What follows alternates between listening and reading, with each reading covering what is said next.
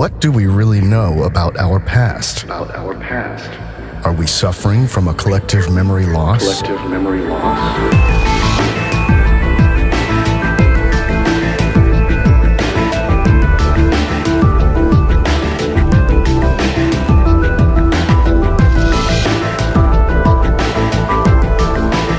Was there a technically advanced, unified civilization on Earth less than 500 years ago?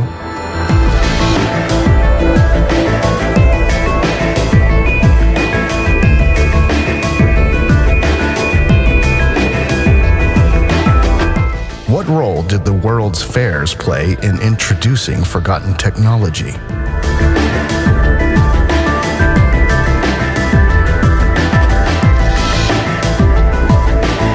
Why did human knowledge suddenly explode in the 19th century?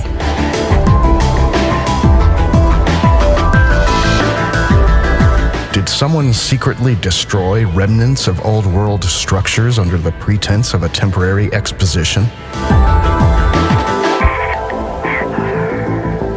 Nothing is as it seems. It's time for us to remember again and lift the veil of deception.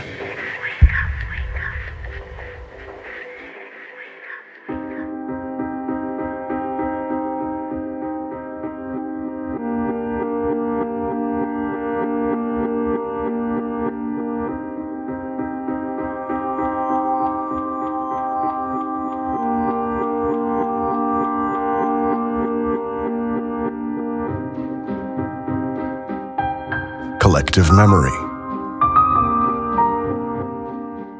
And now the mythless man, eternally hungry, stands among all pasts, digging and burrowing for roots, be it that he had to dig for them even in the remotest antiquities. To what does the tremendous historical need of the unsatisfied modern culture, the gathering around of countless other cultures, the consuming desire for recognition point, if not to the loss of the myth, to the loss of the mythical home, the mythical womb? Without myth, however, every culture loses its healthy creative power. Friedrich Nietzsche, The Birth of Tragedy from the Spirit of Music. The most pressing problem of man today is the loss of meaning. Meaning is rooted in the past. When knowledge of the past fades, so does the meaning of life. Today's man does not know where he comes from, who he is, and where he is going. He has become a pawn in the hands of powers that can direct him at will. Uprooted from his past, there is no foundation. And without a foundation based on reality, there is no way to develop an objective understanding of the world. Only the way back to one's roots gives meaning back to life. Epigenetics, the study of heritable changes in gene expression that are not directly encoded in our DNA, suggests that our life experiences, such as hardships, traumatic experiences, etc., are passed on to subsequent generations. Mythological and religious traditions go even further and speak of a collective memory.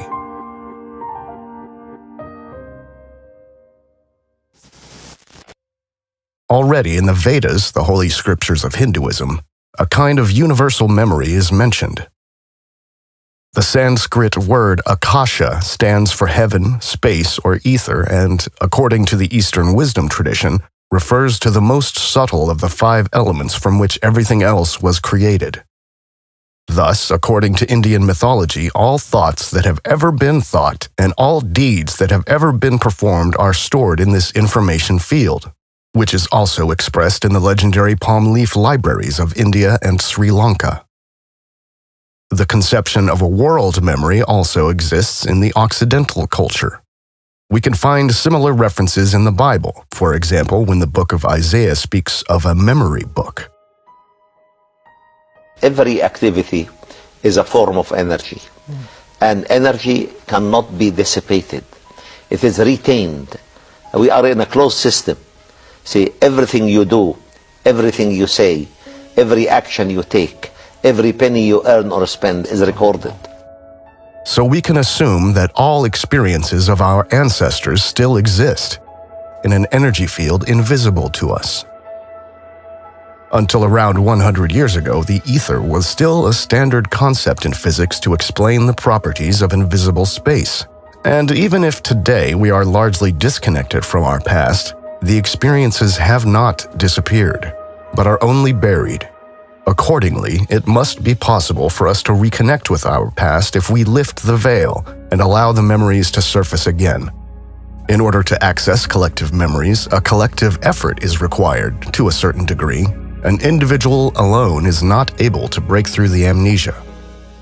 There are images that are so strongly charged with meaning that people are inexplicably drawn to them. The world's religions draw to some extent on such images, albeit in extremely destructive ways. Myths and fairy tales also contain such images. The more a myth is charged with meaning, the more important was its role in our past. By the radiance of a myth, we can already recognize its importance for mankind, if we allow it and let ourselves be touched by it. For example, the flood has burned itself into our collective memory, but so have the stories of giants, dragons, or malicious witches. The more we humans abandon these mythical images, the more we alienate ourselves from our own past and thus from our own being. This process of self-alienation began with the so-called Age of Enlightenment. Immanuel Velikovsky writes, Amnesia is one of the defense reactions of man. We know the effects of battle shock on soldiers. In the older Greek authors, the Pythagoreans and the Stoics, you find definite statements indicating that catastrophes which occurred in the history of the human race and in the history of our Earth were not abnormal events. They were actually dominant, repeating themselves again and again. But from the historical records, we see that the knowledge of the catastrophes disappeared slowly into oblivion. Plato described cataclysms in several works. He wrote about worlds destroyed and rebuilt. In his Timaeus, he noted that the Greeks do not remember ancient catastrophes besides the deluge. He adds that the people of his time, as the priests of Sais told Solon, were unable to remember these catastrophic events. In another work, whose authorship is probably wrongly ascribed to Plato, he is presented as believing in a peaceful universe. Plato's pupil Aristotle refused to believe in catastrophes. The scholarly world has accepted Aristotle's view that the planets can never change their motions. He, more than anyone else, is responsible for the continuing belief that we live in a safe world, on a planet to which nothing like collisions can happen. Aristotle argued that those who believe in celestial catastrophes should be brought to trial and, if convicted, punished by death. Because of man's aversion to knowing his past, science has been greatly retarded, pretending unreality to be as truth. The Darwinian revolution was also a regression. Disturbing evidence was ignored. It was as if he worked with closed eyes. Darwin proposed that only the fittest survive. His notebooks from the only field trip he ever undertook contained descriptions of cataclysmic disruptions. He wrote that nothing less than the shaking of the entire frame of the earth could result in the mass annihilation of life forms that he observed. Darwin did not accept the implications of the evidence that he saw with his own eyes. The Darwinian revolution was the rebirth of Aristotle, whose ideas had lost ground, if not at the time of the Renaissance, then in the Age of Enlightenment. Even in the Age of Enlightenment, men espoused ideas of a peaceful earth.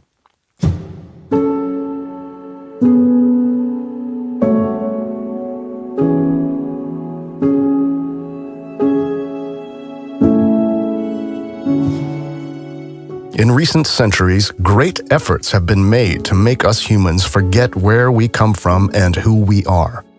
The destruction of the old knowledge of physics and biology was particularly powerful in uprooting us. Einstein and Darwin represent the inversion of the old knowledge into a nihilistic worldview, with man as a meaningless, random something, adrift in an endless and cold universe. These anti-life models about reality were perfected only recently, in the 19th century, and could even fully prevail only in the 20th century. Too great was the resistance even in academic circles of the 20th century.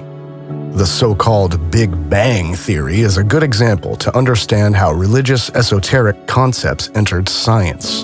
The Belgian Jesuit and priest Georges Lemaitre created the Big Bang theory, not on the basis of scientific facts, but on the basis of a religious conviction, a notion of a primordial or cosmic seed from which everything evolved. At that time, the Jesuits were given the task of embedding the myths of the origin of the world in a scientific-sounding framework. A few decades later, in 1951, the Pontifical Academy of Sciences accepted the Big Bang theory. This long wait for the Pope's acceptance was not due to opposition from the Church, but from the general public. After all, the Big Bang theory originated in the hands of the Vatican itself. Ironically, the irrational Big Bang theory is still part of our modern worldview, and still not a single proof has been presented.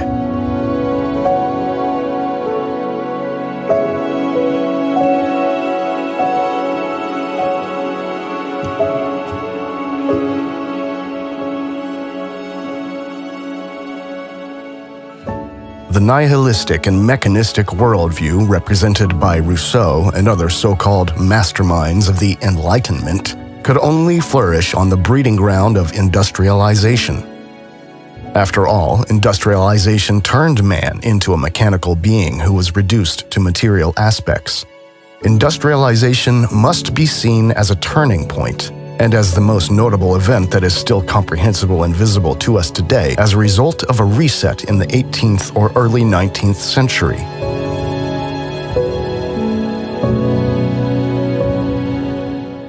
This reset followed an event that also brought about the so-called mud flood. All over the world, the buildings of the Old World were partially submerged in the earth, and the former first floors were thus usually converted into cellars.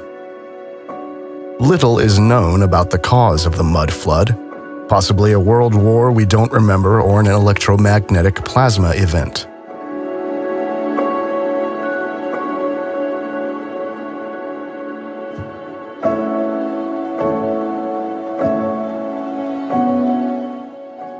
Velikovsky again on this. C.G. Jung became rather convinced that the unconscious mind, whether by telepathy or in some other way, is a common possession of the entire human race. But it is not only constituted of the experiences of this generation, we who interact in this world today, it includes the cumulative experiences of all generations past. This is more than just telepathy, but something which is brought down from generation to generation. The fact is that catastrophic events have taken place, not just in a cave here or in a cave there, but events of indescribable violence, such that no human being who succeeded to survive could be free from the traumatic effects. Traumatic effects, as I say, indescribable. Imagine, suddenly, time is no more time. The day does not move into the night. The ocean does not just beat at the coast of the Atlantic, it moves over the continent. Not even moves over the continent. Continent and sea just change places. Where were plains, mountains are thrust up in a matter of hours. The air is filled with loud hissing noises of meteorites falling down and all volcanoes erupting simultaneously. Not just the volcanoes that existed, but thousands of new volcanoes coming up and blazing, and rivers losing their beds, and earthquakes removing cities from their foundations. The human history that starts with the invention of writing is hardly 5,000 years old. Any one of you who reached already the age of 25 lived a full 0.5% of the recorded history. Before I finish, I will read you a letter from one of my readers. I feel that the ancients in myth, epic, and sacred works have been trying to tell us something about a problem that bothered them a great deal. It appears fairly clear that our ancestors were trying to communicate a deep fear, a terrible anxiety. They were talking about a problem that was so terrible that the most drastic measures to group discipline and/or self-repression were justified. It was a powerful fear. It is sometimes suggested that the Bible can directly be applied to modern life, and that all the ancients were really writing about were the problems of survival while avoiding neurosis, worries, unhappiness, and so on. To me, that approach is very unconvincing. The God those people were writing about was terrifying. In the Old Testament, he is the God of wrath. And in the New Testament, as Albert Schweitzer, among others, has pointed out, he is about to end the world in Jesus' lifetime or shortly thereafter. He was dangerous and violent. Rock, fire, flood, hurricane, and similar weapons he used on those he judged ill of. That's what the ancients wrote, and I see no point in trying to water it down. That's what they meant. They were really scared. Emanuel Velikovsky. Morphic resonance is a connection across time from the past to the present. And it's a process that occurs between organized patterns of activity on the basis of similarity. What it means, in effect, is that each species has a kind of collective memory. According to biologist Rupert Sheldrake, collective memory is inherent to nature. Living systems have a collective memory of all past experiences of the entire species. This memory exists in an invisible but real energy field. Our collective memories are still there, but since the dawn of modernity, they mainly break through in supposedly fictional stories, e.g. in Tolkien's Lord of the Rings universe. Tolkien wrote down his story, rooted in Germanic mythology, during the First World War, at exactly the time that can be recognized as the final destruction of the old magical world. World War I marked the beginning of the civilizational descent into soulless modernity.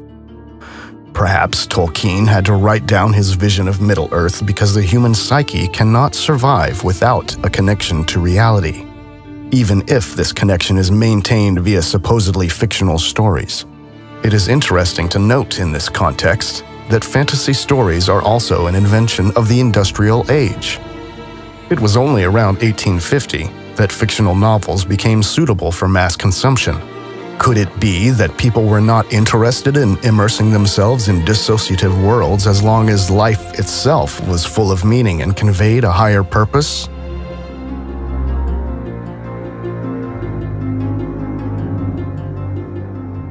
The more hostile and cold our society becomes, the stronger becomes the urge to escape into imaginary worlds. And as these imaginary worlds are fed by our collective memories, it is this repressed energy which breathes life into them.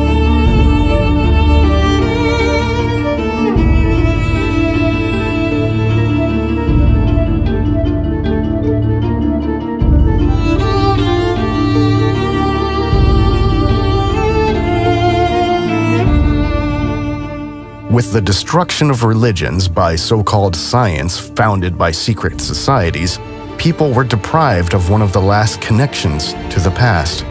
But the truth wants to come to light again, and it will eventually resurface. Enormous efforts are being made to keep humanity asleep because our potential and true power is almost limitless.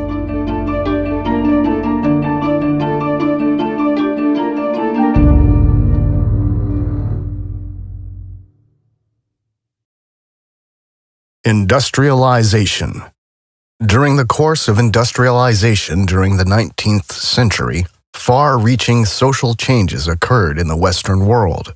The extent of these changes has not yet been adequately understood.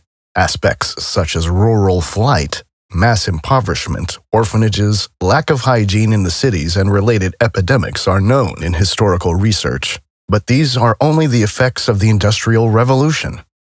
A more elusive topic has been the question, what caused the massive technological upheavals of the 19th century? So far, the two most important questions have not been answered sufficiently.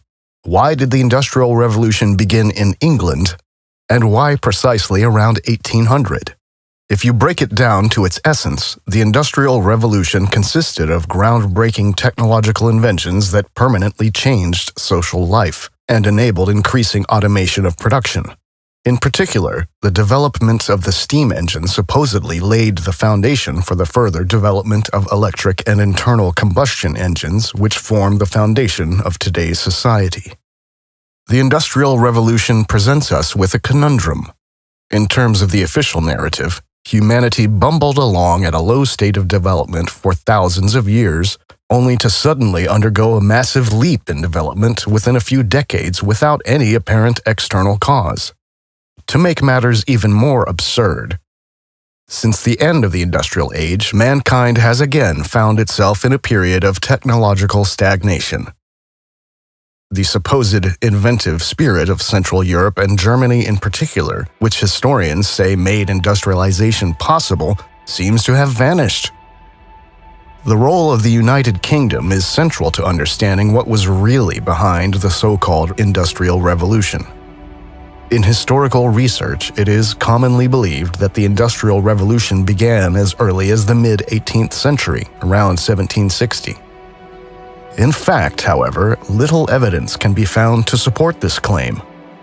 According to various historians, Cameron, Adams, McCloskey, there is no evidence of industrialization in contemporary literature as late as 1830. We must assume that the ruling forces backdated the course of the Industrial Revolution in order to somewhat diffuse its explosive character. In fact, the new technological knowledge was unleashed on humanity within a few decades by a small elite operating primarily from Rome, Vatican, Venice, London, and Washington. The true Industrial Revolution comes closest to what is commonly referred to in research as the Second Industrial Revolution, the phase of rapid industrialization beginning in 1860. What is being sold to us as inventions was, in all likelihood, a controlled release of technologies that were widely available and powered by free energy before the reset. Free in the sense that everyone had direct access to the energy source. Only this time, the difference was that the technology was tied to scarce and hard-to-get resources, allowing the ruling powers to gain a monopoly on the production of goods. Since the Industrial Revolution, the worldwide generation and production of wealth has been controlled by a small group. Along with the control of the fiat money system through central banks, the scarcity of energy has been the most important element in controlling the masses. This process is reflected, for example, in the conflict between Tesla and Edison, or Tesla and Einstein. Tesla defended the holistic model of the world, thinking in terms of energy, frequencies, and vibration, and did not want energy production to end up in the hands of a few. When the industrialists, first of all J.P. Morgan, who at that time were responsible for building the energy monopolies, realized that Tesla's work was not suitable for the oppression of humanity, he was marginalized into oblivion. If, in reality, the Industrial Revolution did not take place until well after 1830, we are talking about a period of 50 years, roughly 1850 to 1900, during which the old knowledge was reintroduced in modified form. Not coincidentally, the first major World's Fair was held in London in 1851.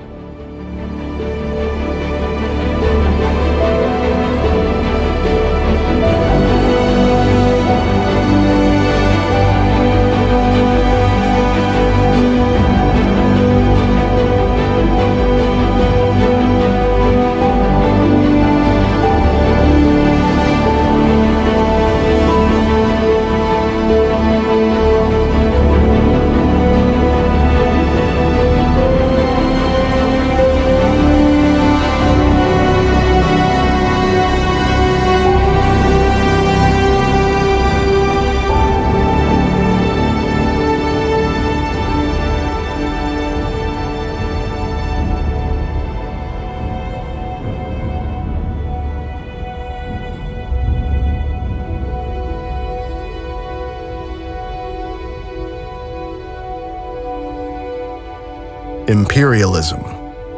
Why did the Industrial Revolution begin in England? Historians are in the dark. But the single deciding factor that set the British Empire apart from all other countries at the time was colonialism and imperialism.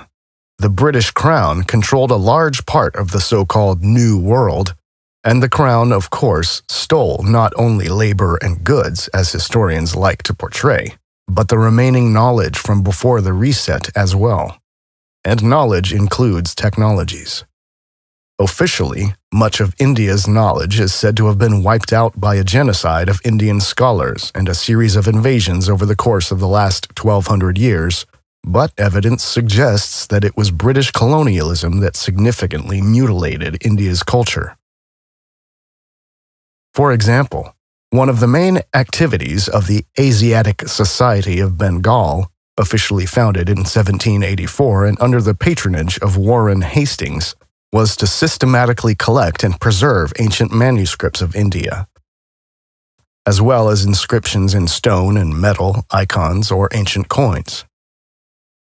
And Friedrich Max Müller, one of the founders of the Western academic field of Indian studies, was paid by the East India Trading Company to translate the Vedas, to distort them permanently, and to create arbitrary dates.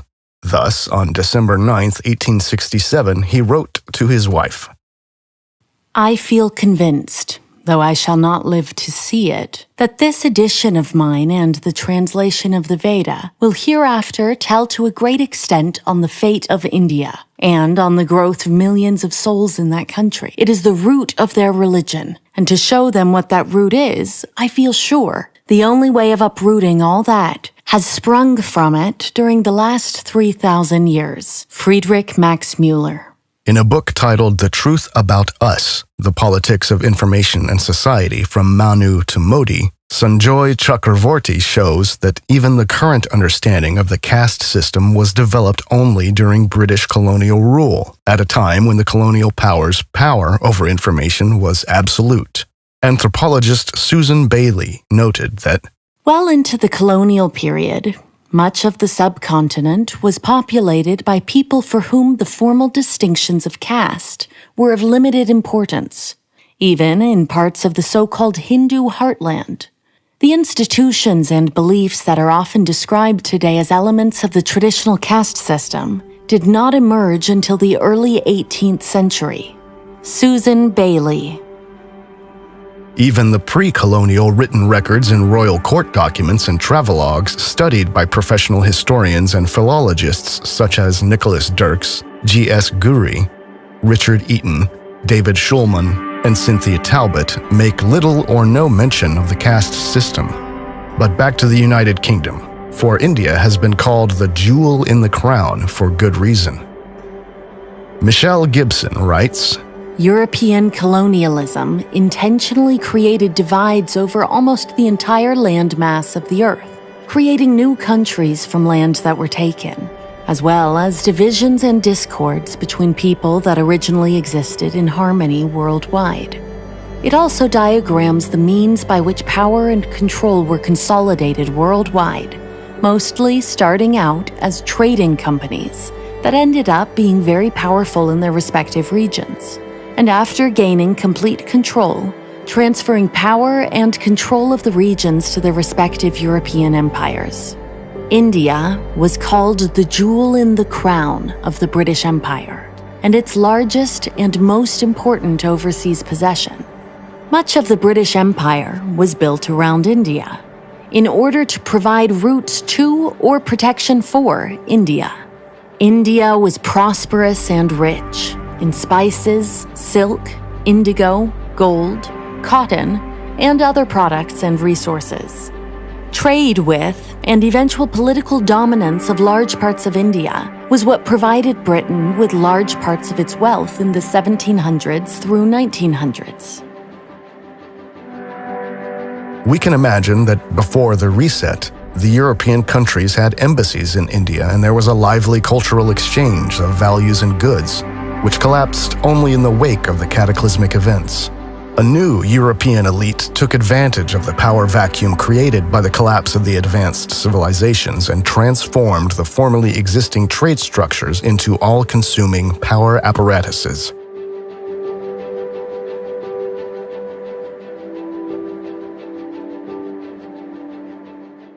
This would also explain existing inconsistencies. For historical research has never been able to explain satisfactorily why the colonial powers only began to expand their rule over the colonies with brute force and blind missionary zeal a few hundred years after colonization.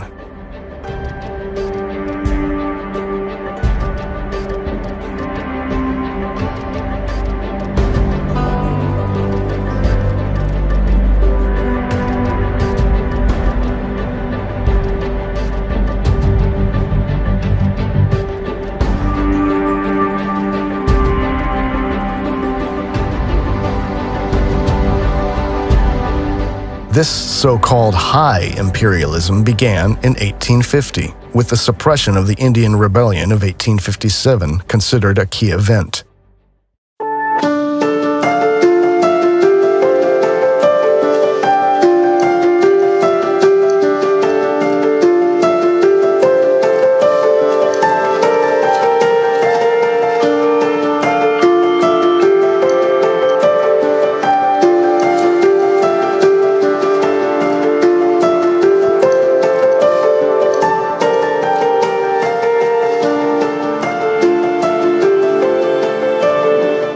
In 1885, the Congo Conference, held in Berlin at Bismarck's invitation, settled the effective division of Africa among the colonial powers.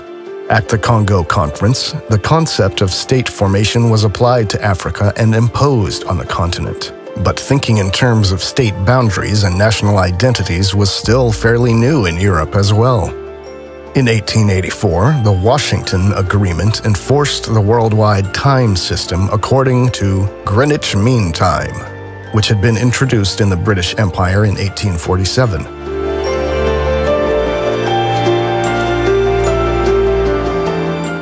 The role of the German Empire in relation to imperialism was primarily to denounce human rights violations, to establish legal foundations, and to keep in check the colonial superpowers that were committing inconceivable atrocities in the colonies. However, in the course of falsifying history after World War II, German imperialism is nowadays usually portrayed in a negative light.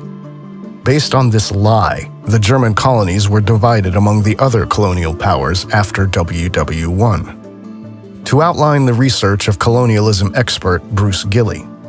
German East Africa, a German protectorate, was a complete success. The Germans brought peace to Africa, the Pax Germanica. They successfully put down the Magi Rebellion from 1905 to 1907, and reforms after 1907 ushered in an era of progress. Workers' rights for natives, an end to forced labor, prohibition of slavery, and compulsory education were German achievements that eclipsed all other colonial powers. The Germans were extremely popular in East Africa.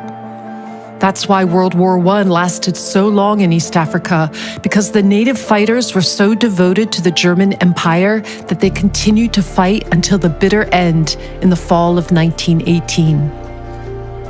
Since 1907, there were councils for the interests of the Africans, a decentralized administration, and administrative schools for a local elite. Harry Rudin wrote, "The comment often heard about the Germans was that they were strict, sometimes harsh, but always just." An interesting note about the German colonial period in Africa is that it was the German physician Robert Koch who found a cure for sleeping sickness, which was then stolen by the French and used throughout the country starting in the 1920s. Heinrich Schnee, the last German governor of East Africa, coined the term colonial guilt lie in the face of British lies. Bruce Gilley. Most of the official history of colonialism between 1500 and 1800 is probably largely fabricated, which includes the notion that the Spanish were responsible for the impressive South American architecture, or that the British rebuilt India from the ground up. This is all a lie. Instead, sometime between 1700 and 1850, a worldwide cataclysm occurred by which the unified culture broke apart and most knowledge about free energy and high culture was lost. people were collectively thrown into a dark age in which they began to focus on survival and experienced a period of suffering and deprivation. The now dominant power elite, upon coming to power, reintroduced some parts of the old knowledge to change society in a way that suited them. This time period is known to us as the Industrial Age.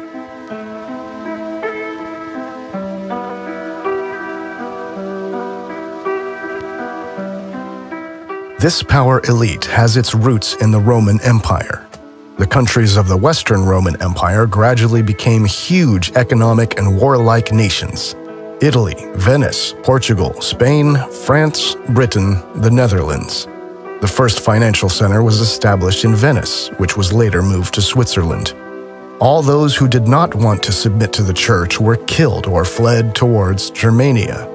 The approach of the church corresponds to the tactics of the Roman conquests. The church then divided the territory and set up its own administrators in these areas. The subsequent emergence of the high nobility, all of them loyal to the church, can be attributed to this. The Roman army was at one point dissolved and divided into knightly orders.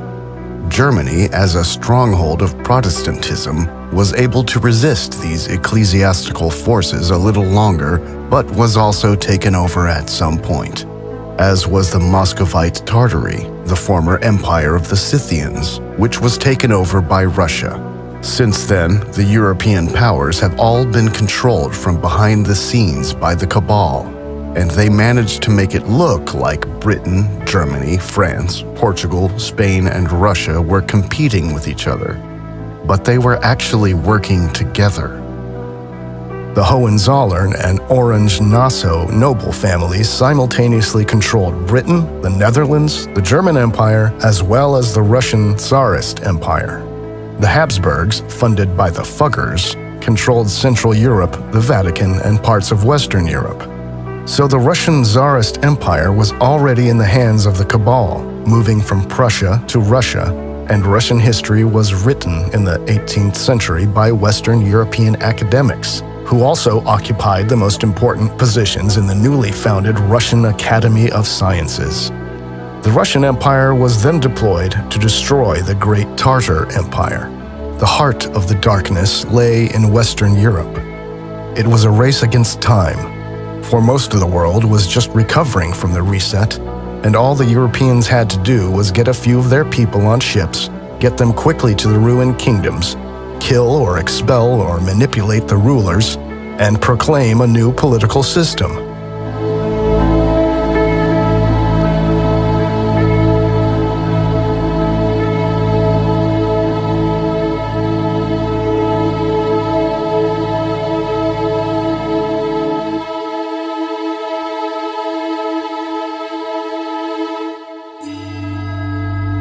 The Japanese Seclusion Edict, reportedly from 1636, stated the following: No Japanese ship, nor any native of Japan, shall presume to go out of the country. Whoever acts contrary to this shall die, and the ship with the crew and goods aboard shall be sequestered until further orders. All persons who return from abroad shall be put to death. Whoever discovers a Christian priest shall have a reward of 400 to 500 sheets of silver, and for every Christian in proportion. All Namban, Portuguese and Spanish, who propagate the doctrine of the Catholics or bear this scandalous name shall be imprisoned in the Onra, or common jail of the town. The whole race of the Portuguese with their mothers, nurses, and whatever belongs to them shall be banished to Macau. Whoever presumes to bring a letter from abroad or to return after he hath been banished shall die with his family. Also, whoever presumes to intercede for him shall be put to death. No nobleman nor any soldier shall be suffered to purchase anything from the foreigner. Thus began a social epoch in Japan known today as Sakoku, the voluntary isolation of Japan from all Western powers. It was not until 1853, 2 years after the First World's Fair in London, that the West actually succeeded in turning Japan away from its peaceful, self-sufficient life. The policy of the Sakuku ended after 1853, when the American black ships commanded by Matthew Perry forced the opening of Japan to American and thus Western trade through a series of unequal treaties. This was just a few years after the same forces had destroyed ancient China in what is now known as the Opium Wars. In 1842, the Qing dynasty was forced to sign the Treaty of Nanking, the first of what the Chinese later called the unequal treaties, which granted Britain compensation and extraterritoriality, opened 5 treaty ports to foreign merchants, and ceded Hong Kong Island to the British Empire. The failure of the treaty to fulfill British goals of improved trade and diplomatic relations led to the Second Opium War, 1856 to 1860, and the defeat of the Qing led to social unrest within China. In China, the war is considered the beginning of modern Chinese history. The same old game over and over again. It is important to realize that everyone in China and Japan hated Catholics because Catholicism was used as a weapon to weaken their countries culturally before the British also took over the political structures. Until the 1840s, China and Japan were defending themselves quite successfully.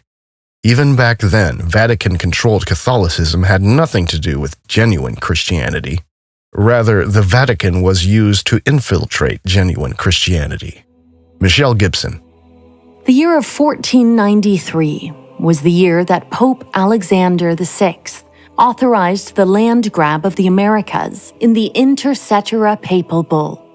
This papal bull became a major document in the development of subsequent legal doctrines regarding claims of empire in the New World, and assigned to Castile and Spain the exclusive right to acquire territory, to trade in, or even approach the lands laying west of the meridian, situated 100 leagues west of the Azores and Cape Verde Islands, except for any lands actually possessed by any other Christian prince beyond this meridian, prior to Christmas 1492. Michelle Gibson. The emperor of the Roman Empire became the Pope of the Roman Catholic Church. The famous papal bull Unum Sanctum, supposedly dating back to the Middle Ages, was intended to cement the absolute rule of the Pope. The last sentence of this bull reads, "But we now declare, say, and define that it is absolutely necessary for salvation for every human creature to be subject to the Roman Pontiff." Thus, the Pope legitimized himself as the sole representative of God on earth.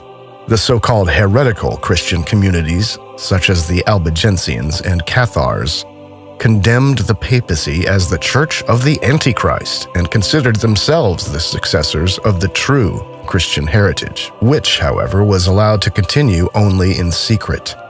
Papal Catholics were accused, among other things, of being responsible for the mysterious fires that destroyed entire cities. The monument in the city of London about the London Fire of 1666 still read until 1830, "The most terrible destruction of this city, begun and carried on by the treachery and wickedness of the papal faction." Western historians confused Jesuit Catholicism with Christianity and accused Japan and China of blindly hating all Christians, while omitting all facts proving the obvious interference of the Jesuits and the Catholic Church in foreign affairs. Thus, regarding the reshaping of the Chinese chronology, we read the following from Uwe Topper in The Great Forgery Event. Perhaps the most lasting effect of Jesuit work, however, lay in the reshaping of Chinese chronology and its alignment with Western data. The creation of a chronological system was quite new for the Chinese. It was done according to the Latin model, and on the whole, in the spirit of the Catholic Church. The whole process took a century and a half and was finally terminated by the Chinese from 1735 by force. As a result of the immense work, the first complete work of Chinese history appeared in 1778, something that had never been done before in China. There were not only the dynasties, the order of emperors, and their dates of reign, but also the transfer of these dates to the European timescale. Although the errors in it are always criticized, the work has not become obsolete to this day, but has remained in principle the guide for our sinologists, even if they should no longer be aware of it. Uwe Topper. With this rewriting of the chronology, the Jesuits laid the groundwork for the British takeover of China in 1842. Not only Christianity, but also Islam and Judaism were sooner or later used to control the masses. Because of the nature of the rewrite, we do not even know if the general timeline of events prior to these wars in the name of imperialism is true. The timeline for many events around the world was artificially extended to give more credence to the idea of a centuries-long process of colonization, and to distract from the fact that until the reset, there was a unified civilization of multiple independent cultures that traded peacefully with each other. The supposedly new technological knowledge was introduced worldwide in the course of the 19th century, first and foremost in Western Europe and the Americas.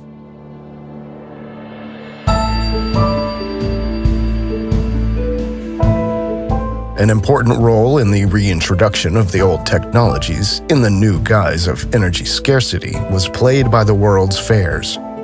From 1851 onwards, countless world exhibitions were held. Today, this tradition still exists in the form of the expos, but in principle they no longer play a role, since there have been no real technological breakthroughs since the two world wars, with the exception of information technology, which is being deliberately developed to bring the dystopian vision of transhumanism to the world.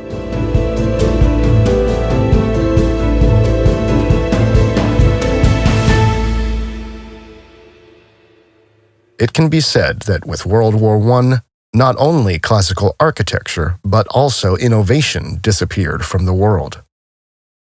Before industrialization, there was only one form of sophisticated architecture in the world, known today as historicism or revival architecture, because according to the official narrative, virtually all of these buildings were created only in the 19th century, supposedly as a recourse to ancient Greco-Roman architectural trends. Neo-Gothic, Neo-Renaissance, Neo-Baroque, etc. The basic principles of these buildings were always the same and their quality unrivaled.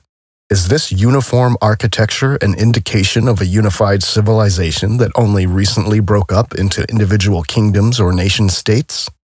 Even in Japan, there were these Greco-Roman classical buildings before 1900, although Japan was still completely isolated from the outside world until around 1850. And even after that, after the British had forcibly conquered Japan, it only slowly and hesitantly opened up to the West. The German chronology critic Christoph Pfister writes in his book The Matrix of Ancient History about the chronological dating of European building culture.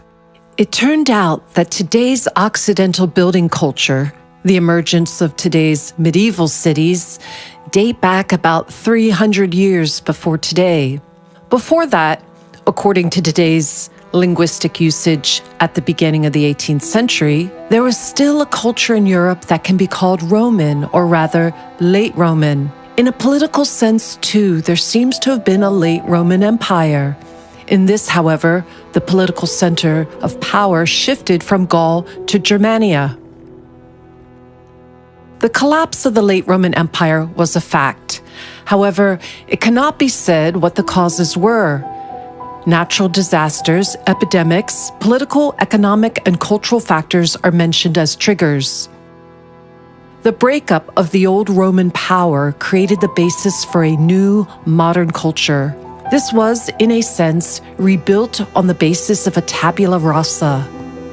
There was a turning point of culture with apparently only few connecting points to the former civilization. The cultural dynamic of Europe was expansive towards the outside. Towards the west, the discovery and colonization of the two Americas and then of Africa and Asia took place. The successful colonization of the New World and East Asia saved Europe and gave it a privileged position as a world colonial power from about the middle of the 18th century. The New Europe, which emerged in the first decades of the 18th century, first invented the written language that has been preserved today, and thus the written culture. Art and architecture, too, were largely created only after the great political and cultural break. Christoph Fitzer. In other words, the colonization of the world did not take place until 1700 at the earliest, but was backdated by the falsifiers of history on behalf of the imperial powers. Imperialism developed as a reaction to an event, possibly a war or a natural disaster, which wiped out the old, so-called ancient world and left a power vacuum. Western Europe managed to emerge from this vacuum as a winner. Imperialism was kind of a worldwide raid by the Western European powers to grab the countries of the world that had been devastated by the catastrophe.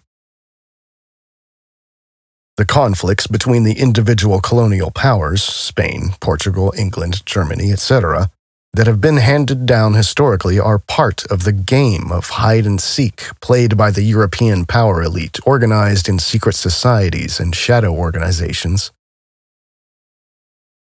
But these conflicts took place only on a superficial political level because, as is the case today, public decision-makers were rarely privy to the real plans.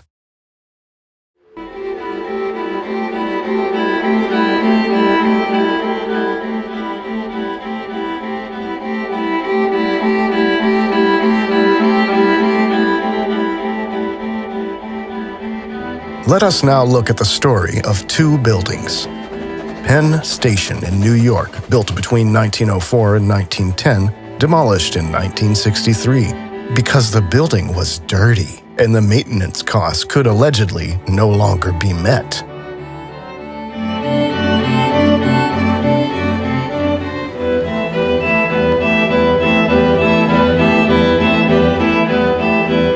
Built in the Greco-Roman style. Ada Louise Huxtable wrote in the New York Times in 1963. The tragedy is that our present age not only could not produce such a building, but could not even maintain it. Ada Huxtable.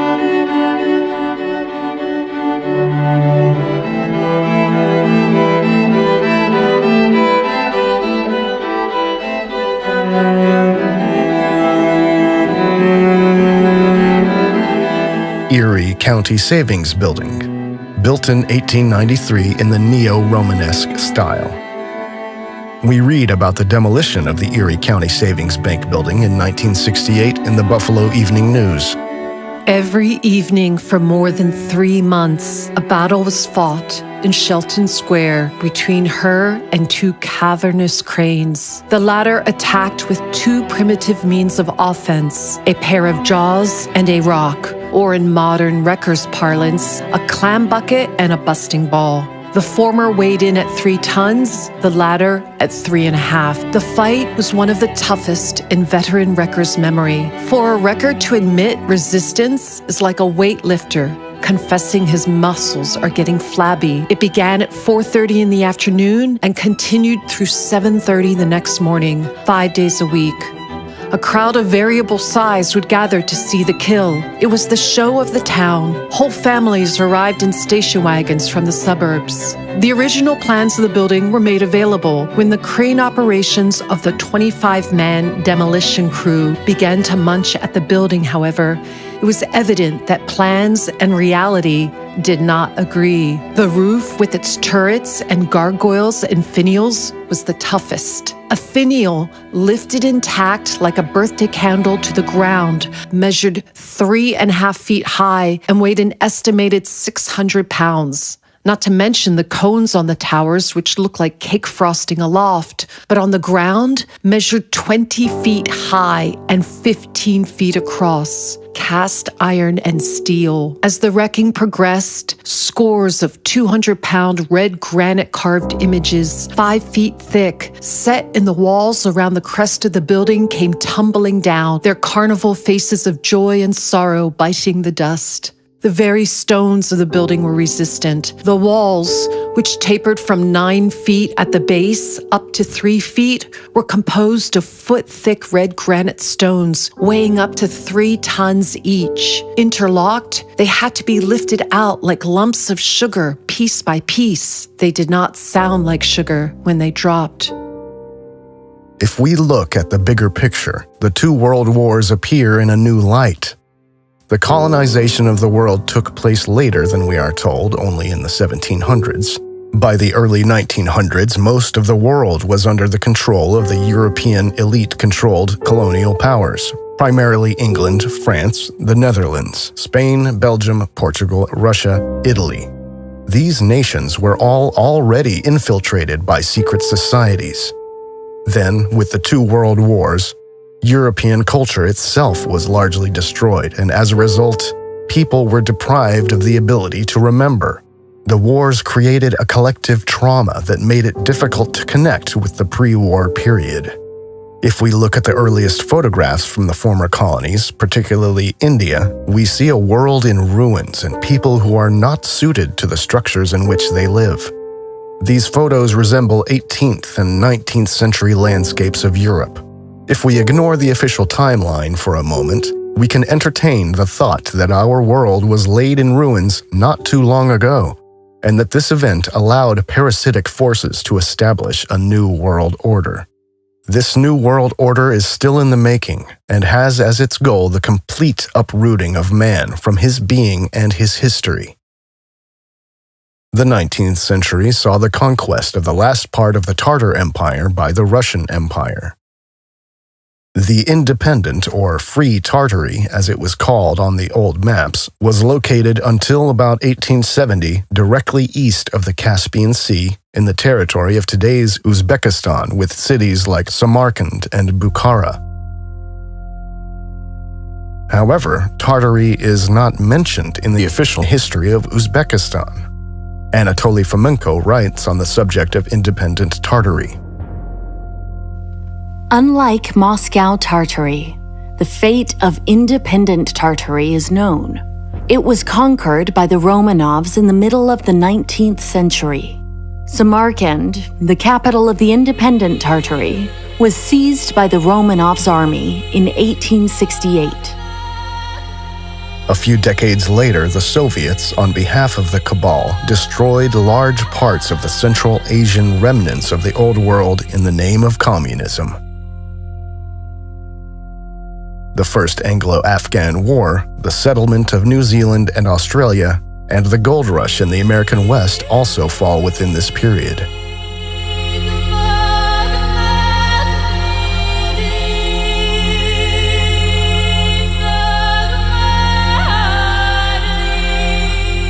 Consequences of industrialization. In 1839, John D. Rockefeller Sr. was born in the United States. He later founded the Standard Oil Company in 1870. The World's Fairs coincided with the power struggle for authority in physics and the monopolization of energy production, with the sinking of the Titanic and the founding of the Federal Reserve Bank. At that time, the Cabal got rid of those industrialists who opposed the plan of establishing a new world order. The 3 most prominent opponents of the establishment of the Federal Reserve Bank, Benjamin Guggenheim, Isidor Straus, and John Jacob Astor, all died with the sinking of the Titanic. The Titanic belonged to J.P. Morgan, one of the string pullers behind the creation of the Fed, who spontaneously decided against being present at the maiden voyage. In 1910, the first plans for the foundation of the Fed took place on Jekyll Island. In April 1912, the Titanic sank. In reality, her sister ship, the Olympic, sank. And a year later, in 1913, the Fed was founded with the passing of the Federal Reserve Act. thus laying the foundation for the arbitrary control of the world economy by the secret elite, which had already infiltrated most nations at that time. Woodrow Wilson signed the act, allowing the Fed to issue Federal Reserve notes, US dollars. A few months later, the First World War began the civilizational decline in Central Europe. Nations were set against each other.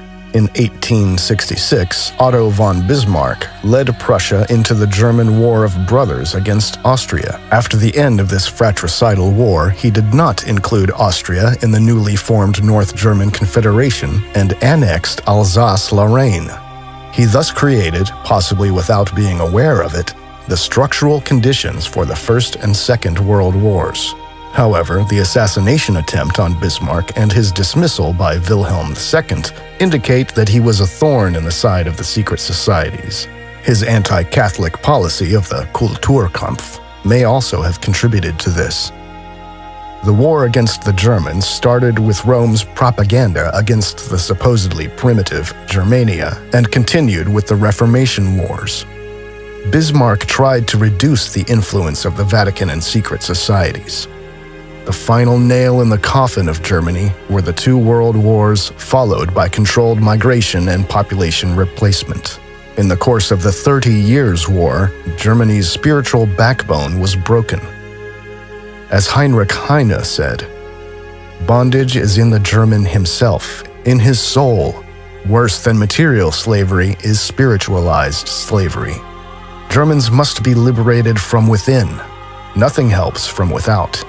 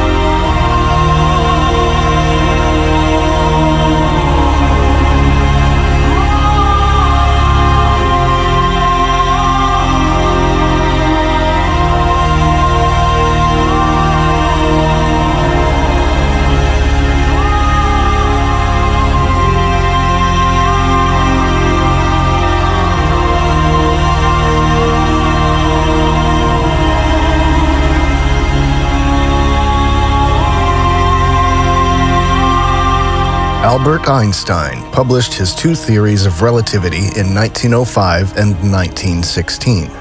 With the general theory of relativity, the ether was finally abolished in physics.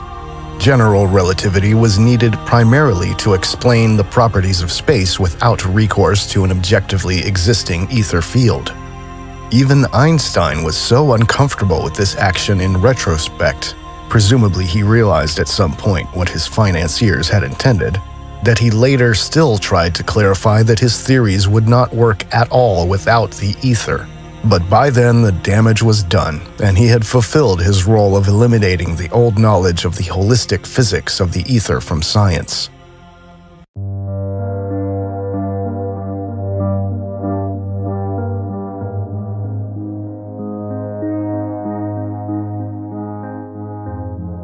Holistic scientists like Nikola Tesla had no place in the New World and were starved out, but only after their skills were used.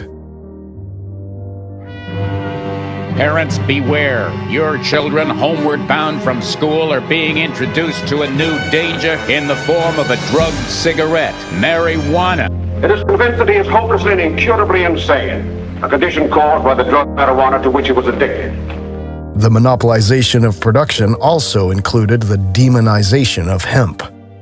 Andrew Mellon, Randolph Hearst, and the DuPont family were instrumental in pushing through the Marijuana Tax Act of 1937, which raised taxes on hemp in the U.S. to bleed the hemp industry dry and support the oil industry. Banker Andrew Mellon appointed Harry Anslinger as chairman of the newly formed Federal Bureau of Narcotics. Basically, the goal was to create the conditions to make humanity dependent on the system in the long run, and to eradicate any possibility of self-determination and freedom. The 19th century was also the time of the establishment of mass indoctrination institutions, called schools, where state-imposed propaganda was taught to educate young people to become willing recipients of orders. The expansion of compulsory education and the Gleichschaltung of teachers then picked up speed again in the 20th century with the rise of fascism and communism. If the Vatican had not already achieved sufficient success through the consistent persecution of witches and the Inquisition, as well as the burning of books and the destruction of culture, then its mission was crowned with success with the widespread introduction of religious propaganda, which no child could escape.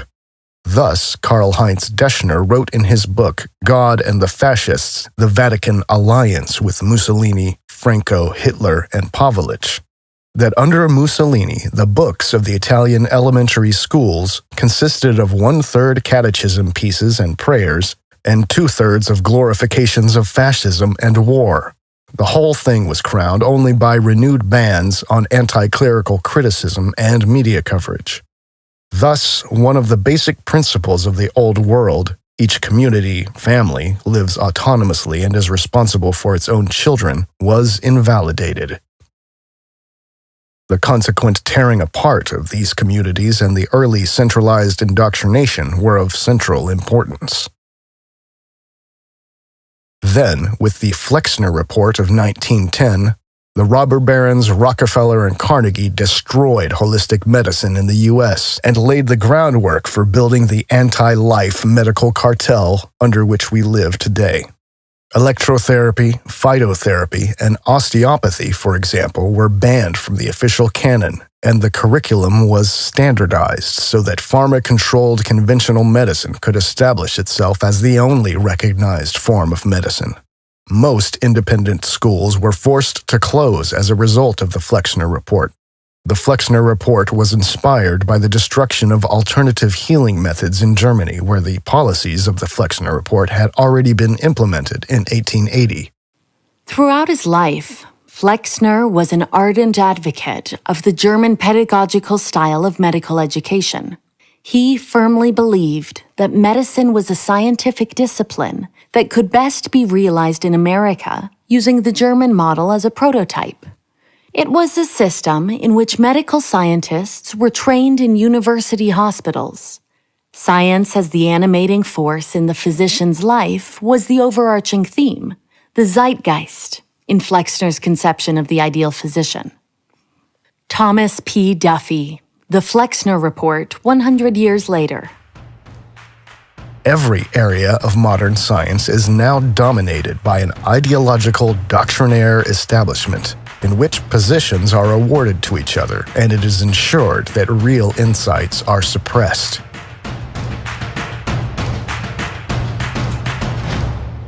Aan tafel is onder andere Connie Braam. Die schreef dit schitterende boek, dat heet De Handelsreiziger. En dat gaat eigenlijk vooral over iets wat wij niet wisten, namelijk over de grootste cocaïnefabriek ter wereld. En die stond in Amsterdam aan de Weespertrekvaart. The British used opium to take over China.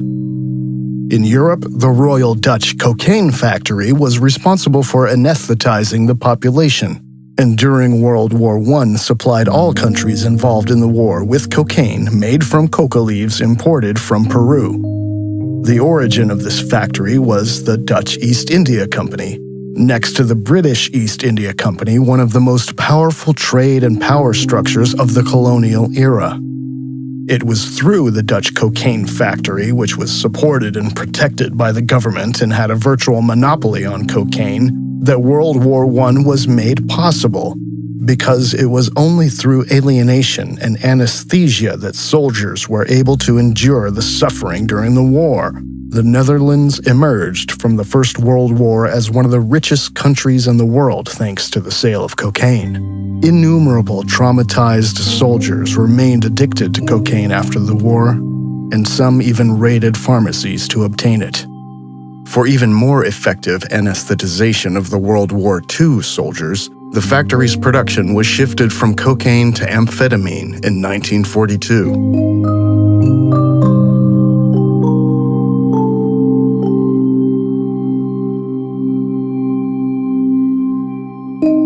Michelle Gibson assumes that all the railroad tracks were just dug up and that all of the infrastructure, locomotives, cars, stations, was already in place as well. She speculates that it was an electrified rail system, and after the free worldwide energy grid was shut down, the free energy sources for mass transportation were replaced by oil and coal. The newly created dependence on fossil fuels was one of the foundations of the fabulous wealth of the industrialist robber baron families. About the tramway network in Manaus, Brazil, she writes, "The historical narrative we are given says that rubber made Manaus the wealthiest city in South America in the late 1800s, and wealthy European families are said to have settled in Manaus, bringing their European art, architecture, and culture with them. It was a city at that time with electric trams and streetlights." Electric trams and streetlights? In the middle of the Amazon rainforest? No road connection to Manaus existed until 1973, with the completion of the BR-319, connecting Manaus to Porto-Velho, Brazil. It is 540 miles long, or 870 kilometers, going through the rainforest, and is impassable when it rains. It is known as Brazil's worst highway. There is no such tram system operating in Manaus today. The history we've been taught does not provide an adequate explanation for what was really going on here. This is a photo of undeveloped Amazon rainforest near Manaus. How are they supposed to have built all of this in the mid to late 1800s under these conditions? Michelle Gibson.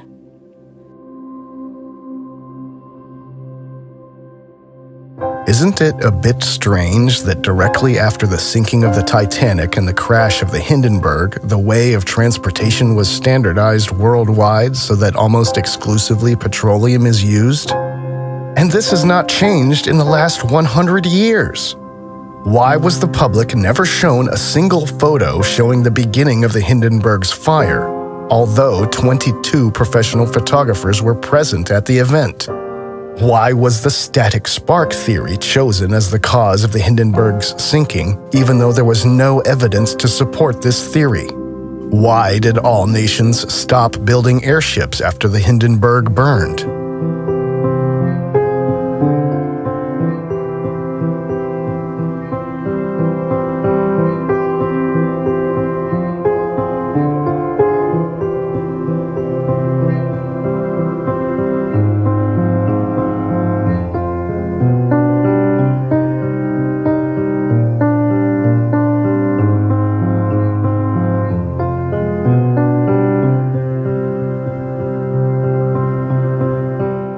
Between 1907 and 1909, 16 imposing American warships with other escort ships, the so-called Great White Fleet, circumnavigated the world and paid a visit to many countries, as the story goes.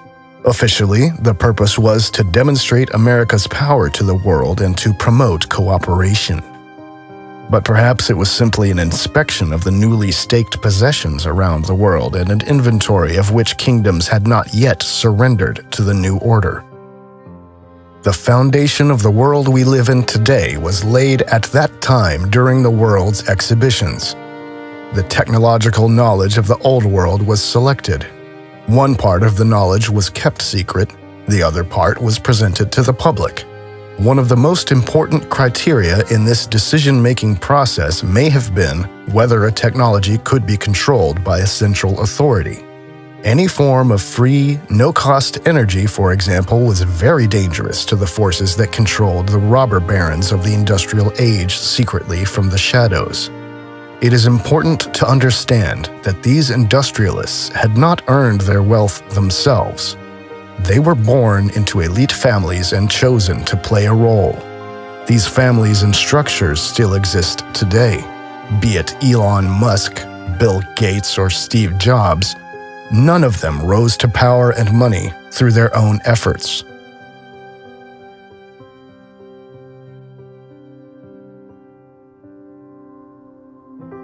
But to end with Tolkien, nothing is lost. In our world, Middle Earth, The descent into darkness dominated by evil is part of the process of humanity's evolution. The old that is strong does not wither. Deep roots are not reached by the frost. From the ashes a fire shall be woken. A light from the shadows shall spring. Renewed shall be blade that was broken. The crownless again shall be king.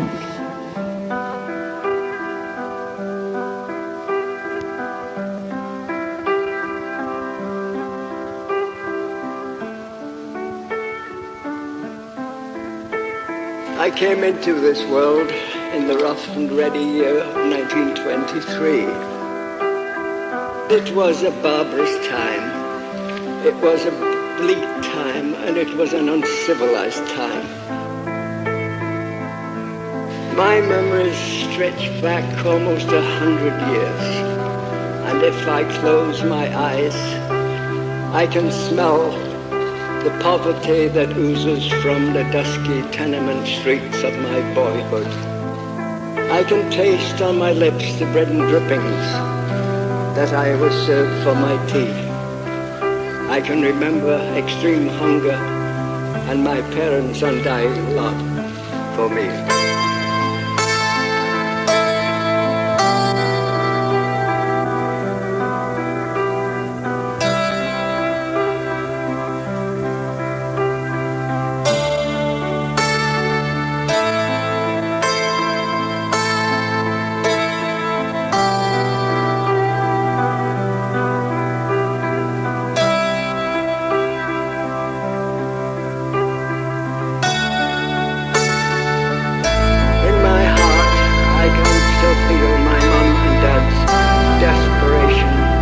They tried to keep our family safe and healthy in the slum